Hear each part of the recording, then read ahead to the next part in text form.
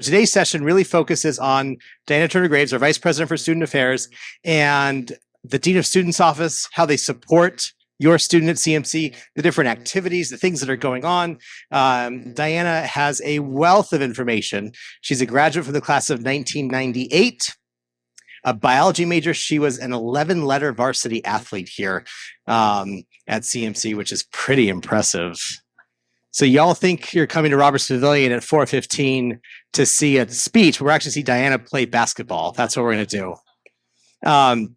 But she actually came back after 1 year doing research, about a year and a half to do some research, came back as our women's volleyball coach, where she served until about 2010. She then went over to academic affairs, working with the dean of the faculty, and then came over to dean of students in 2018. So she's been an incredible partner. She has worked at 3 different locations on this campus, which is pretty unusual. I only have 2, admission and alumni and parent engagement.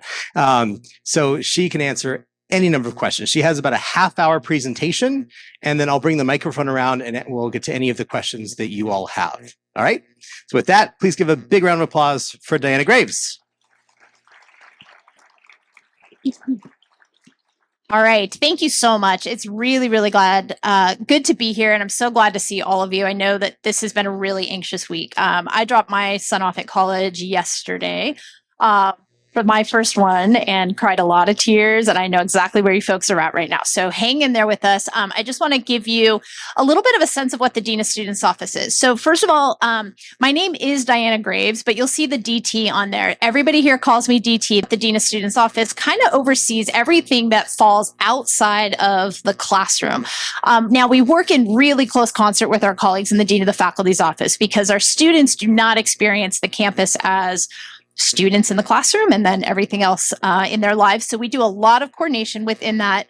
But anytime a student is maybe seeking some support for any kind of thing, a housing issue, I mean, all of that stuff comes to our office, and then we're able to get them to where they need to go.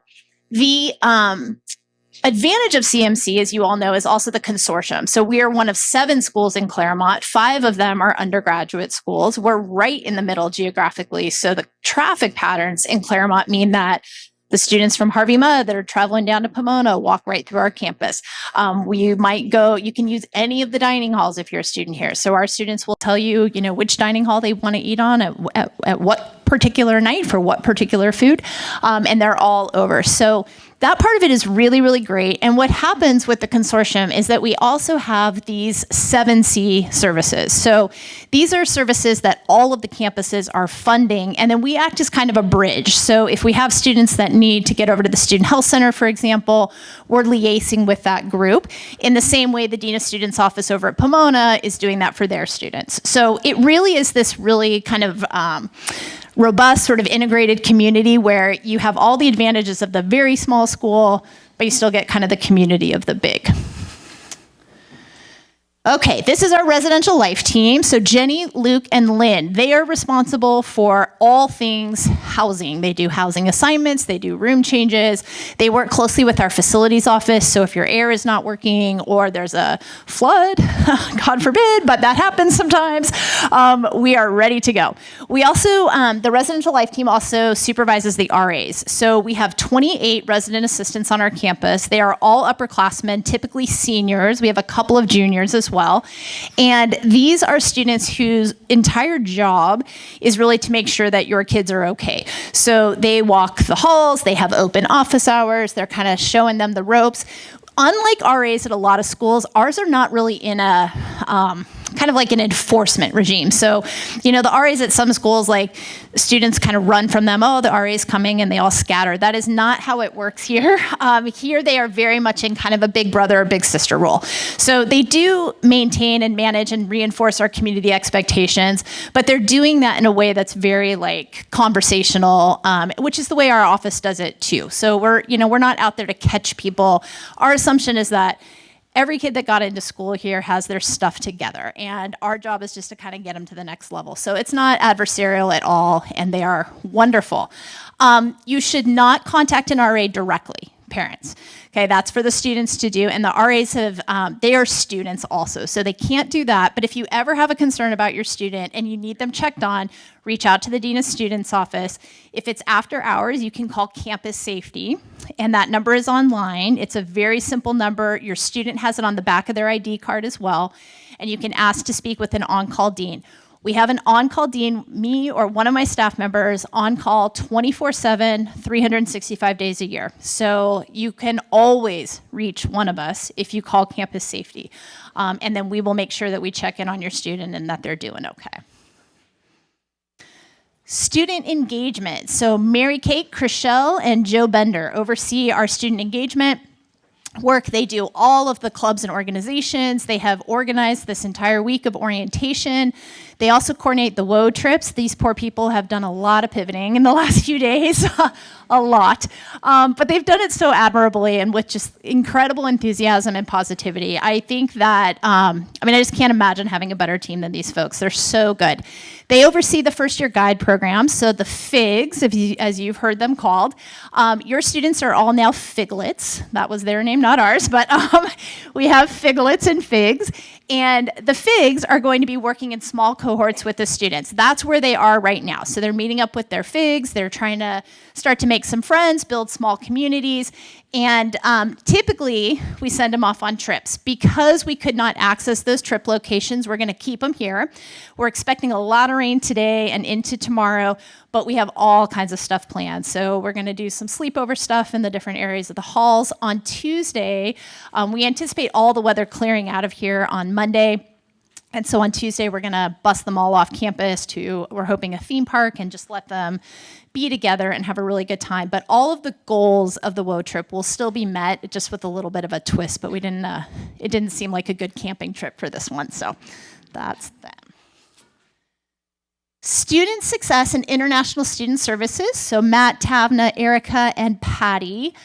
What we do in this office is basically any kind of academic support. So sometimes our students are looking for, like, I'm really struggling in calculus. Maybe I didn't have a lot of math in high school, could really use a tutor. More often, our students will come in and they'll say things like, I'm just overwhelmed. Like, they don't quite know how to put a finger on that. It's just this general sense of I don't have it all together the way I used to think I did.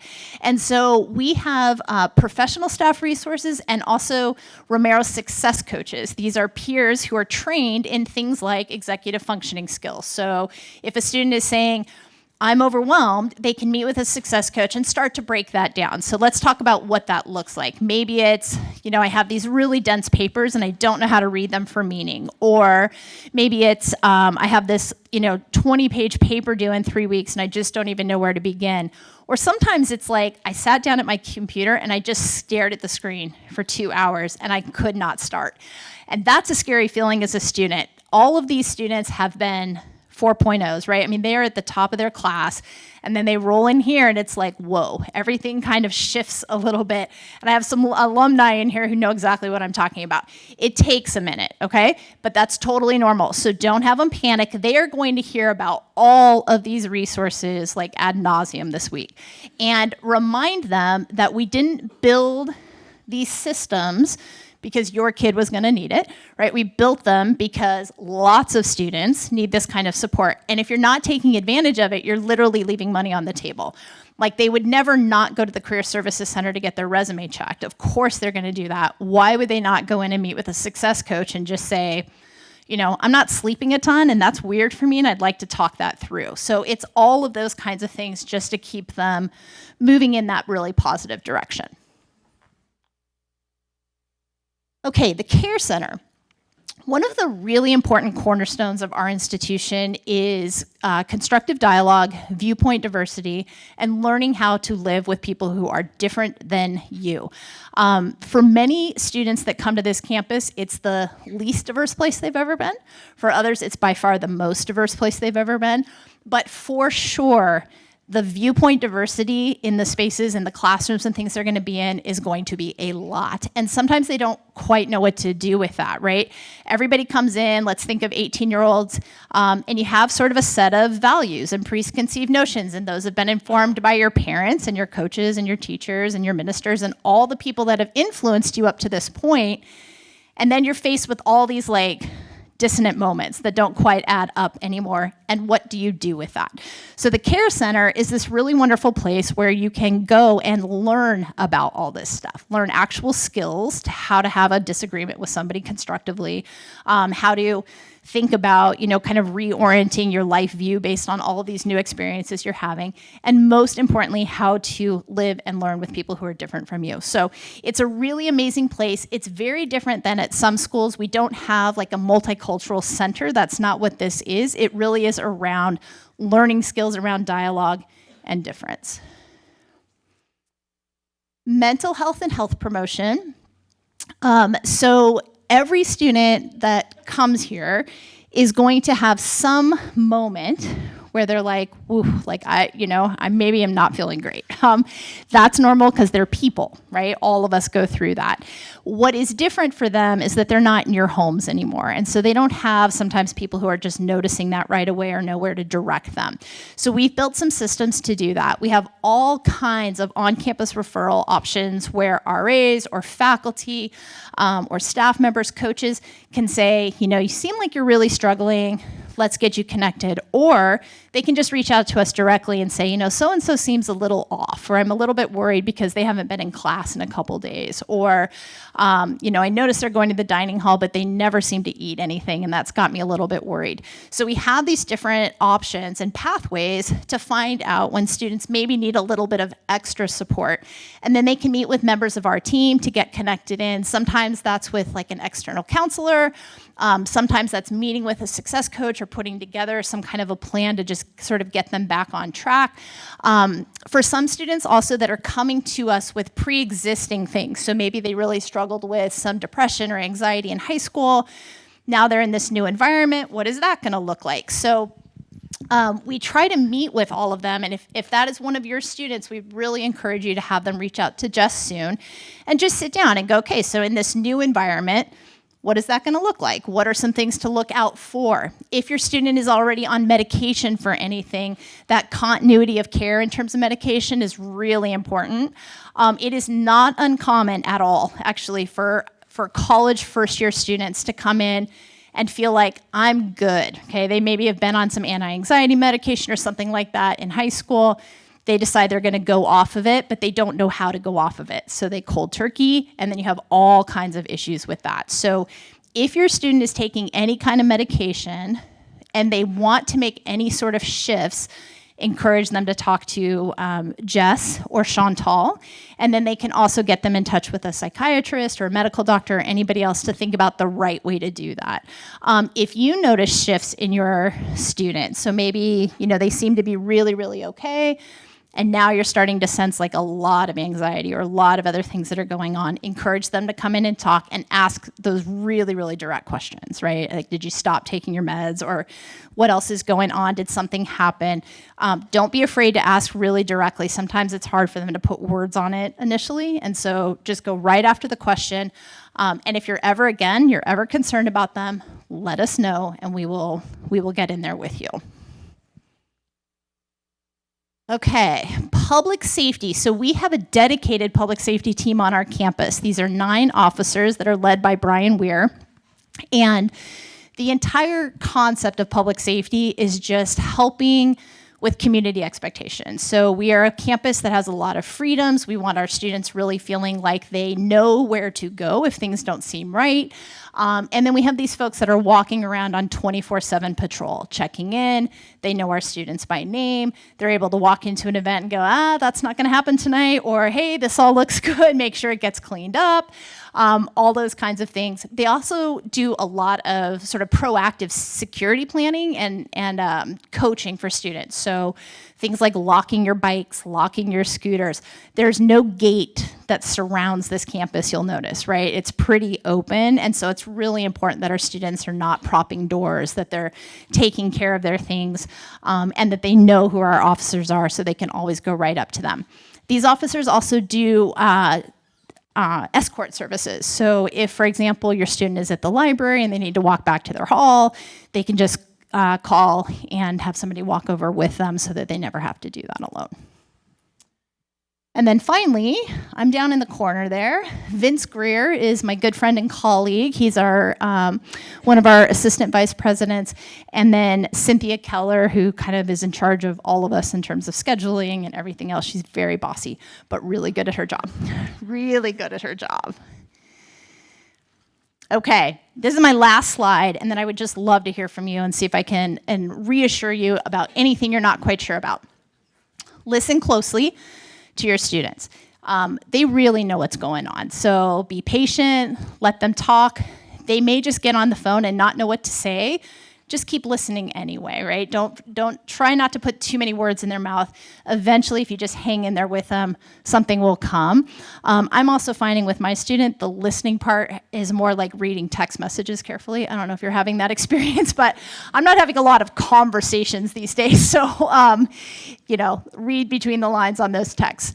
Try to let them make their own decisions. It's difficult because you all know what you're doing already. And so it's hard to kind of break that pattern of coaching them into that next choice. But this is, I'm telling you, a really good place where students can make some conscientious risks, take some conscientious risks. And if it doesn't work out, we're there. Like, we will pick them up, we will dust them off, we will get them back on that right path. You want them to mess it up a little bit because that is what the real world looks like. So don't worry too much if you feel like they're veering all over the place. They're gonna be okay. The relationship part of this place is really important. So we want them to go to office hours to meet with their faculty. We want them to come to our office. If you have a student that you know is just really, really shy, we're keeping our first year guides and our RAs on top of that. So that's literally one of the sessions they get trained in, is like, how do you help the introvert? How do you help the student who is just so nervous, they don't even know what to be doing, to make sure that they feel connected and seen, and that they have the space to kind of enter into the relationships at their own pace. Because we also have a lot of students here who feel, or at least are putting on airs of being super confident, they've got it all together, they're very outgoing. And for that really shy, introverted, nervous student, that can be very overwhelming as well. So don't panic if that's one of your students. We've got them very explicitly. We've got them on that. Focus on the learning. Okay, they already focused on the grades, and now they're here. So now they're just after a degree.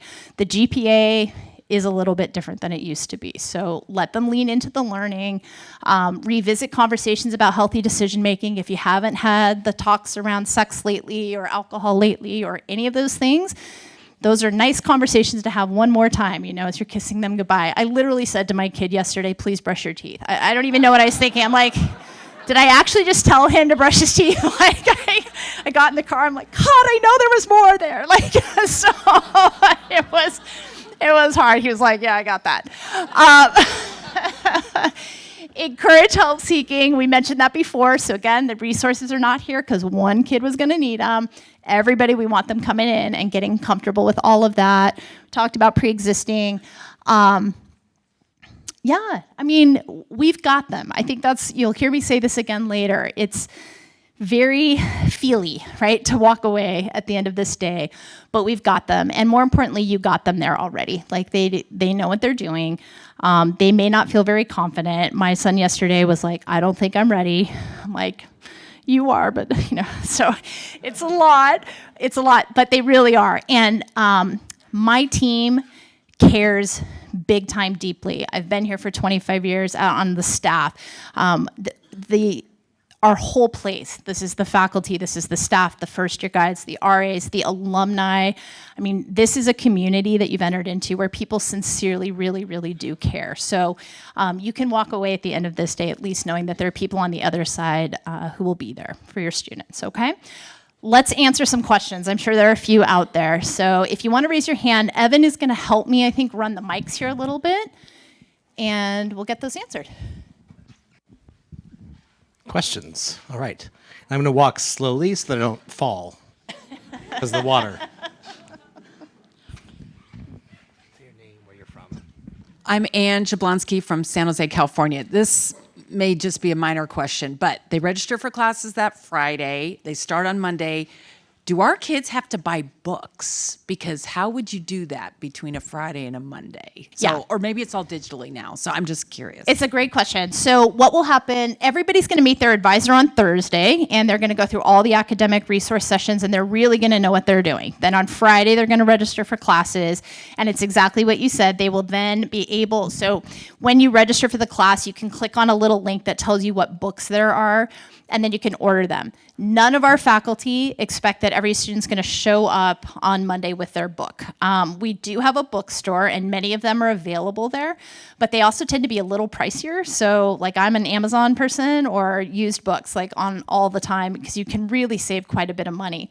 We also have a book loan program through the Care Center. So what happens at the end of our year is that students turn their textbooks that they're not going to use anymore back into Care. It all gets inventoried digitally, so then students can come in and say, hey, I'm looking for, Psych Stats Volume 6, and if we have it in the register, then they can borrow it for the semester and bring it back at the end. It's first come, first serve on that, and it's priority goes to students who have financial need, where purchasing a book is going to be a hardship, but that's another good option. Generally, though, the faculty just realize that, they're going to provide some materials and stuff for the first week until students are able to get their books.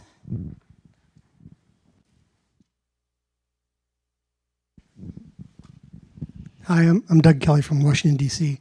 What are the top things that kids have problems with here that you see really commonly, the top 3 things? And then what are the top things that you see the kids do really well? What are those most common behaviors here as opposed to high school? Yeah. I mean, interestingly, I think 2 of the top 3 are the same in both categories. They're just double-edged swords. So let me see if I can try to do it in a fairly succinct way. Our students tend to be really ambitious. These are high achievers. You've all been raising amazing high achievers, okay? But sometimes what happens is that they come here and they are feeling so much pressure to take advantage of all of the opportunities that what happens is it sort of becomes almost like a credentialing arms race. So people are like, I want to get into this club, and then I need to come over here and do this leadership opportunity.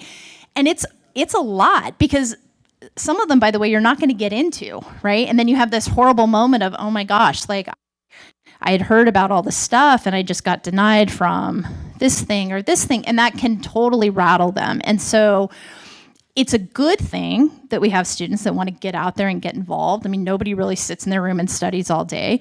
But at the same time, we're trying to get them to pivot, not to like resume bullet points, but rather like, what is the meaning you're trying to get? What is that new skill set? What is that like muscle you haven't stretched before?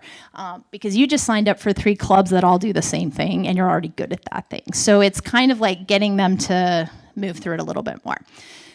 The second thing comes kind of with that, which is that because they are so wired for sort of achievement, they sometimes don't just pause long enough to enjoy the learning.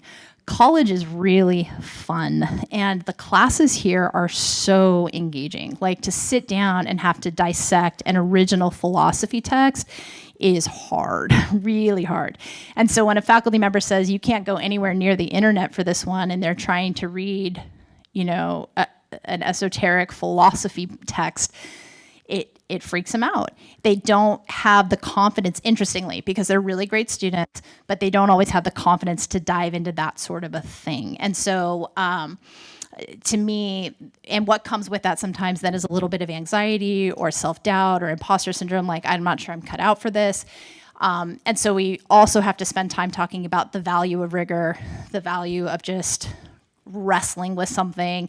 It's not to become an amazing philosopher. There's also like a methodological value added to just doing the work in and of itself. So kind of remind them of that. And I think I'll stop there with 2, but happy to talk to you more.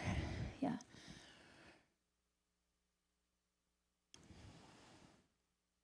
Quiet group. You've got one right here. Oh, excellent. Thanks. Hi. I'd like to sort of follow up on that a little bit, because in our high school, there was a lot of discussion among faculty and parents that students are not reading as much anymore. And you're talking about, and I was a passionate reader, and when I suddenly went to college, it was hard. So are you finding that students have less reading fewer books, or how do they cope with the big change from just looking on the internet and going to the text, as you described? Yeah, yes is the answer. It's a big struggle because they really, it's difficult, right? Because in school, they are having to read texts and other things, but in the rest of their lives, even the way they consume news information and stuff, it's, they're scrolling all day long. They're scrolling. And I'm not even saying that's wrong. But what I am saying is it typically lacks depth and it lacks nuance and it lacks sort of the sophistication of the communication skill that we require of them to graduate. So the first year, as far as that goes, can be really hard.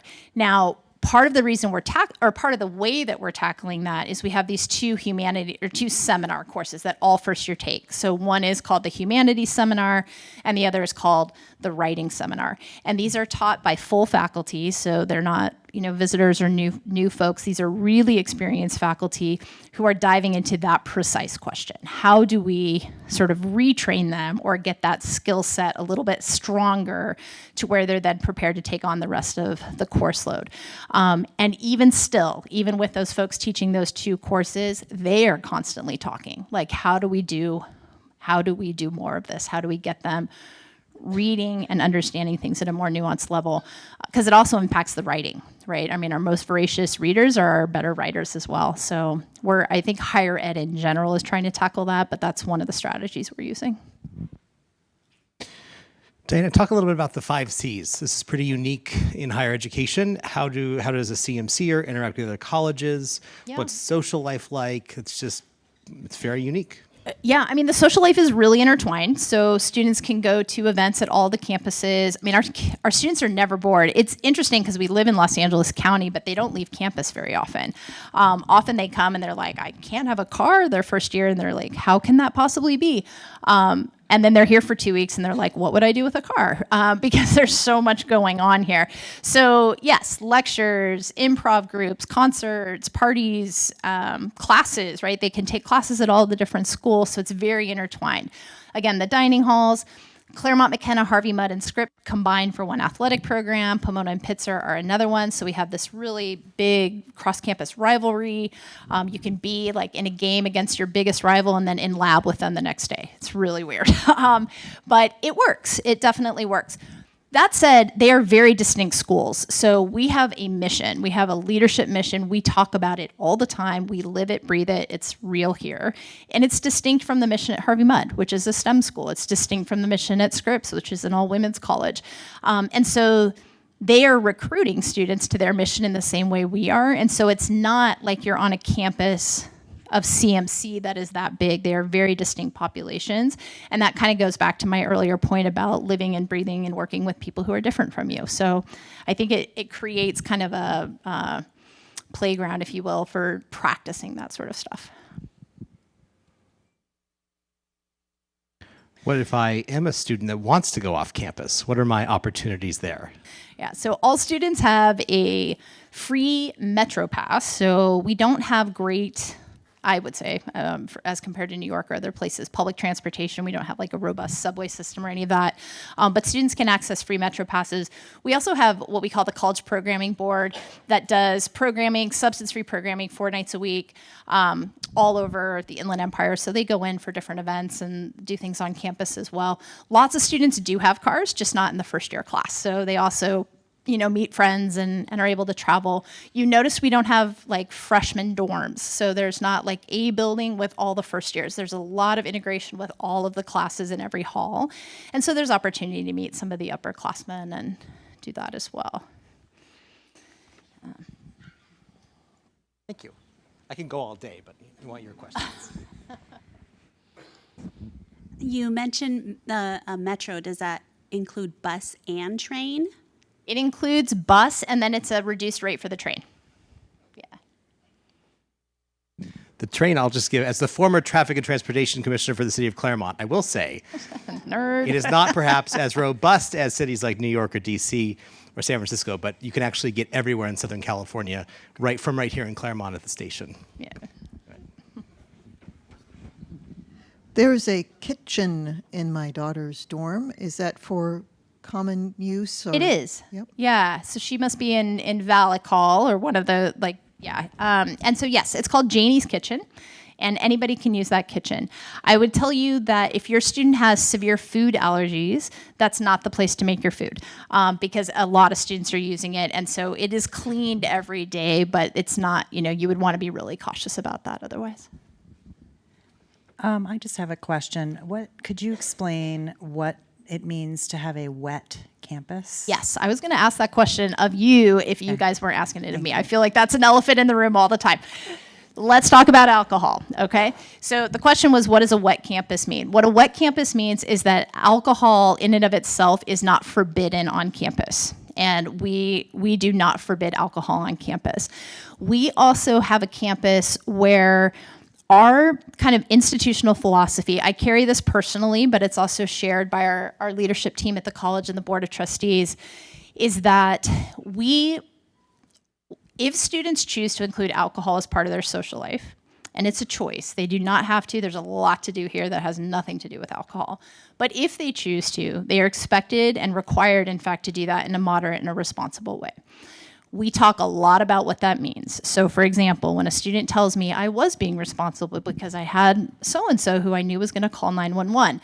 No, that is not what I'm saying. What I'm saying is that you are drinking at a level where you are able to still make good decisions, where you are safe, where your behavior is not impacting the people around you, where your music is not blasting, where property is not being damaged, where you're going to be able to wake up the next day and remember everything that happened and still be a very good student, because by the way, that's why you're here.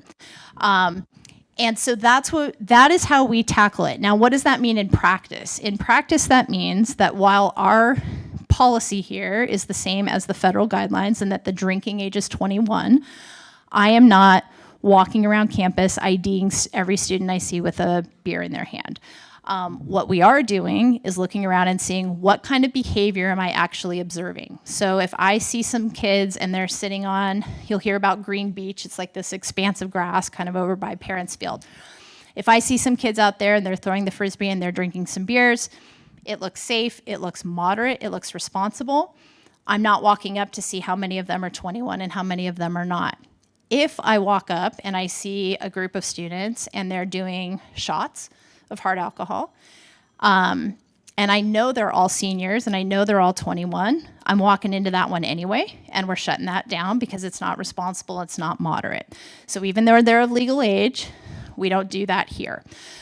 We also have some other kind of community expectations. So glass, for example, is not something that's allowed on campus in terms of drinks. So if I see a student with a bottle of beer, that bottle goes away. If they have it in a cup, if they're responsible and moderate, we're probably not jumping in the middle of that. It's a different philosophy. I mean, I will tell you that, right? There are lots of places where it is very different, where everybody's getting written up and it's a different kind of approach. What we have determined in our own, having been here a long time, we are more worried about students leaving campus and drinking and then driving back. We're more worried about them going anywhere, including into their own rooms in private spaces, running away from RAs, not calling for help. And being immoderate. And so, it's a decision that we've made. And so we talk a lot with our students about what does that look like for you? How does that work for you? And then we have to calibrate that in the course of the first year. I've noticed that post-COVID, I mean, these students in particular, I think your students missed sophomore year, right, mostly in their bedrooms. Sophomore year is a big year, actually, sophomore year of high school. There's a lot of socializing and there's a lot of stuff that goes on. And we noticed this with last year's class as well that missed, I guess that would have been their junior year. That calibration stuff we're having to be more explicit about because they're a little less experienced. They didn't have as much exposure in high school. So we talk about it a lot. We model it a lot, with our upperclassmen. It's a big deal. So I hope that kind of addresses the question. But if there are follow-up points to that, I'm happy to talk about them. You're talking about alcohol, but how does marijuana or other drugs play? Yeah, so marijuana is not allowed on campus. It's legal in California, which makes that tricky because at 21 you can purchase weed everywhere here. Actually, it's very easy to come by. We know we have it on campus. We do not allow any smoking whatsoever of any product inside. That's a hard no because it gets into the system. For obvious reasons, it's a hard no. Excuse me, but we don't allow it. So in the way, like if I see somebody smoking weed, I'm walking right into that one. I don't care if it's moderate, responsible, how old they are. That one we're trying to address. It is harder to find because you can smell it, but it's a little harder to track. And so we have, our building attendants, our RAs, anybody, if they smell it, they can call campus safety and we'll immediately come and address that. I'm sure there are other drugs on campus. They are not permitted on campus at all. When we know about it, we immediately address that through our conduct process and also our health process. Our foremost concern is their safety. But I would not say this is a heavy drug use campus at all. I would say when I think about substances on campus, I think about alcohol, and I know we have some weed.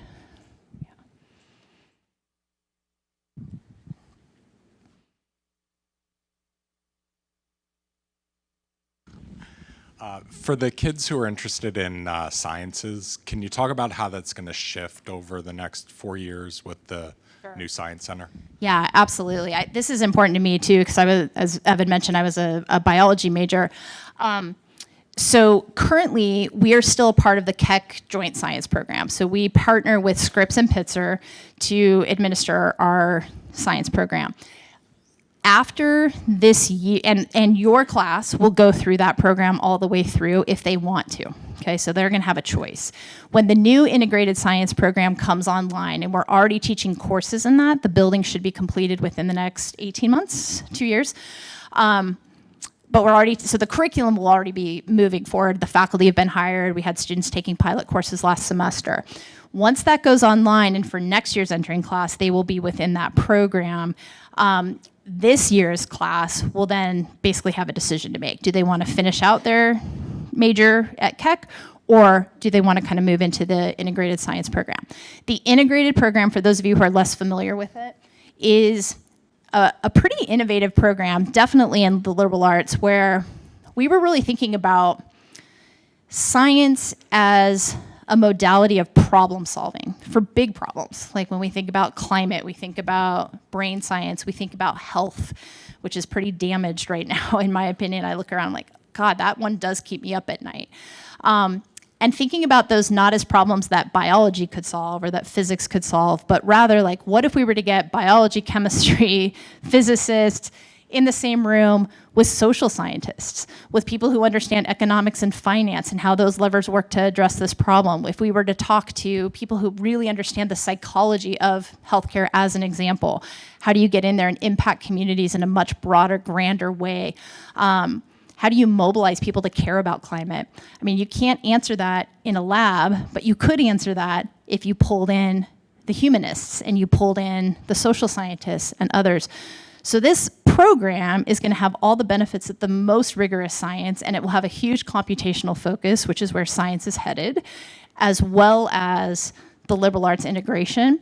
And so it's not even built out around majors like biology, chemistry. It's built out around problems and how are we going to tackle those and making sure students are armed with the right skill set across those disciplines to do that work. So they'll have to decide, but there'll be a lot of opportunity to talk that through. And I know for sure that the dean of the new science center is also going to make sure that there are a lot of parent sessions as well as your kids are trying to make those choices so you can better understand that program as it becomes a little bit more refined over the next 2 years. All right, we have time for 2 more questions. Thank you. What's the optimal number of courses to take in your first semester? 4. 4? Yes. So everybody's going to sign up for 4. And if you do 4 courses per semester for 8 semesters, you graduate with 32 courses. We call them units, 32 units. And that's the required to graduate. About a third of those are going to be general education requirements. About a third of those are going to be in your major, and about a third of those are going to be for fun, electives. Like what else do you want to get out there and tackle? We do have our Associate Dean of the Faculty, Ellen Rentz, speaking right after this, who can go a little bit more in depth too. Perfect. I stole her thunder, sorry. Hi there. With the rise of artificial intelligence and ChatGPT and all these other things that are coming up, what is CMC's policy on this for students? Yeah, such a good question. Boy, is that it, right? Everybody's grappling with that right now. It's been wild over the last year. So ChatGPT, as one example of AI tools that are under, if you're not familiar with ChatGPT, by the way, Google that tonight and see how you feel about that. It is wild, but so ChatGPT cannot be used, obviously, under our policies to write a paper, for example. The faculty, though, has talked a lot about what are we going to do with this tool, because you can't just say don't use it, right? That's not realistic. What they are thinking about, though, is really talking to students about when they can use it, how to be really discerning. ChatGPT doesn't care if it gives you the right or wrong answer, right? It just gives you an answer. And so how do you maybe think about using that in a classroom as a facilitated, exercise? So I want you to run this prompt through ChatGPT, and then I want you to critique the response that ChatGPT gave you, and then I want you to rewrite the paper tackling it right without ChatGPT. So those kinds of strategies where we're not dismissing it or pretending it doesn't exist, but are recognizing and helping students recognize its limitations, as well as some of its utility in a more facilitated way, if that makes sense. I want to do one more. You have a hand over here? Someone had a hand up. I think you have one in the back, Evan, if nobody there volunteers. Back. Yeah.